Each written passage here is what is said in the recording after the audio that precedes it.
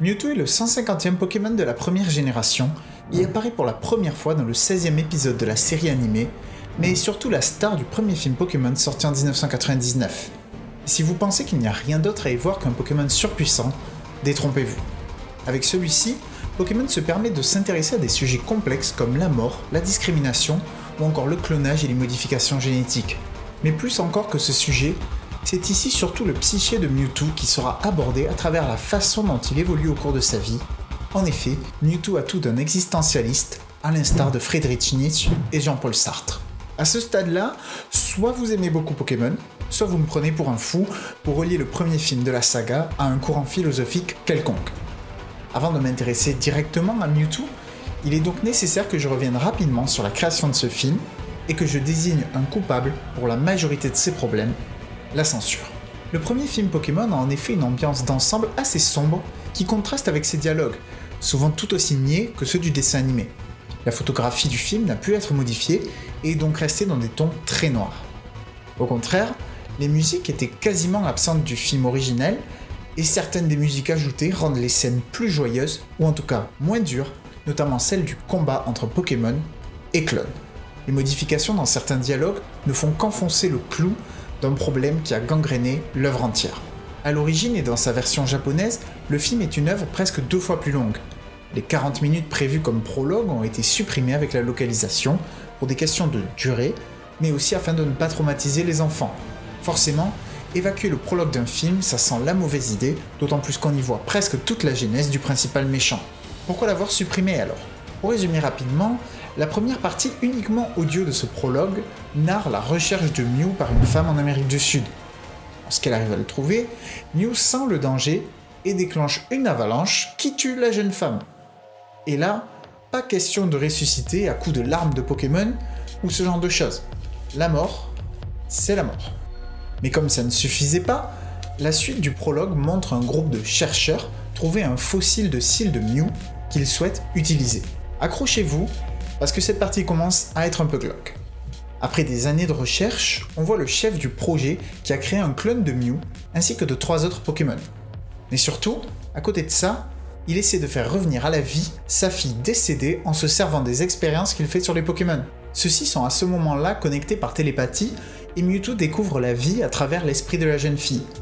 Tout cela ne dure cependant pas bien longtemps, car les 3 Pokémon et la fillette décèdent devant Mewtwo des suites du clonage.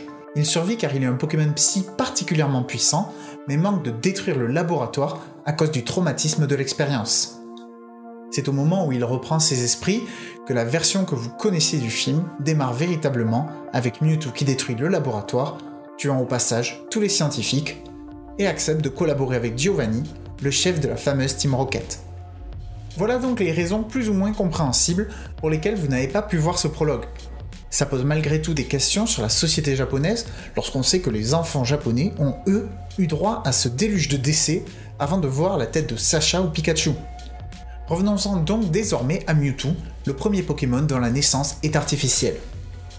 Il est une tentative de clonage de Mew, un Pokémon légendaire qui serait à l'origine de tous les autres. Cette situation va être très stressante pour Mewtwo, qui ne comprend pas d'où il vient et cherche un objectif. Dès les premières scènes du film, on l'entend d'ailleurs se questionner sur ces sujets. Qui suis-je ? Qui suis-je ? Qui suis-je ? Et à ce stade, il est nécessaire d'éclaircir la notion d'existentialisme. L'existentialisme est un courant philosophique apparu sous l'impulsion notamment de Nietzsche, Dostoïevski ou Kafka.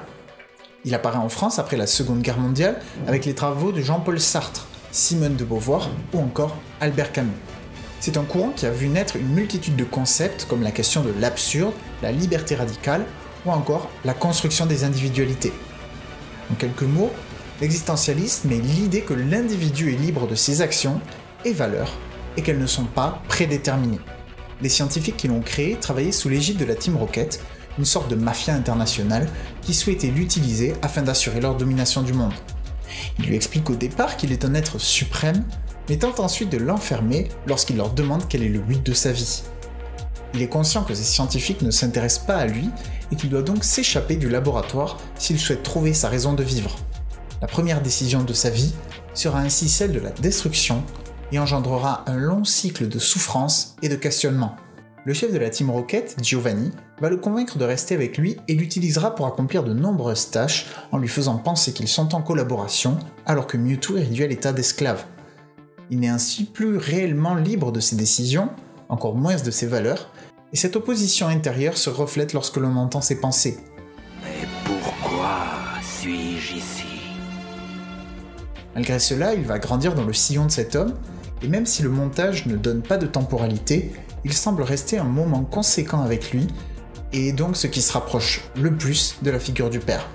Il finira par confronter Giovanni, lui rappelant qu'il ne compte pas être l'esclave alors que son interlocuteur lui assène qu'il a été créé pour le servir et qu'il ne sera jamais son égal. C'est à ce moment que, pour la deuxième fois, Mewtwo tente de se soustraire à ceux qui essaient de le dominer. On nage alors en plein complexe d'Oedipe. Mewtwo a tué la figure du père à travers la destruction du laboratoire et la mort des scientifiques, mais aussi en quittant le contrôle de Giovanni. Il va ensuite s'unir avec la figure de la mère, puisqu'avant la fin du film, il quittera l'île avec Mew, à l'image duquel il a été créé. Toujours à la recherche d'un sens pour sa vie, Mewtwo retourne à la seule certitude qu'il possède, l'île qu'il a vue naître, où il construit un château. Et alors que pour la première fois de sa vie, il aura réellement ses choix entre ses mains, il va reproduire les actes de ses créateurs en produisant des clones améliorés de Pokémon. Il se crée ainsi une appartenance qu'il recherche depuis la disparition de la fille et des Pokémon du prologue. Une fois sur cette île, Mewtwo va ainsi avoir, pour la première fois de sa vie, ses choix entre ses mains. Et c'est bien là qu'on voit que Mewtwo est à mi-chemin entre l'humain et le Pokémon. Mew est épanoui et chacune des séquences où l'on peut le voir est une scène d'appréciation de la vie, là où Mewtwo est sans cesse en questionnement sur sa place et son but dans le monde. S'il déteste au départ autant les humains, c'est car il est en fait très proche d'eux et y voit les défauts qu'il sait posséder parce qu'il n'est pas intégralement un Pokémon. Mewtwo va alors faire venir les meilleurs dresseurs du monde pour montrer la supériorité de ses clones et libérer les Pokémon du joug de leurs dresseurs. En cela, il serait presque un marxiste, mais ce n'est pas le sujet du jour.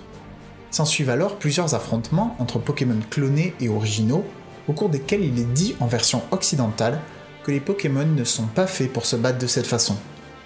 Là encore, la censure fait perdre la subtilité qui faisait le sel de ce film. La version originale se contentant d'énoncer que ces combats n'ont aucun sens et que les deux camps ont tout autant le droit de vivre.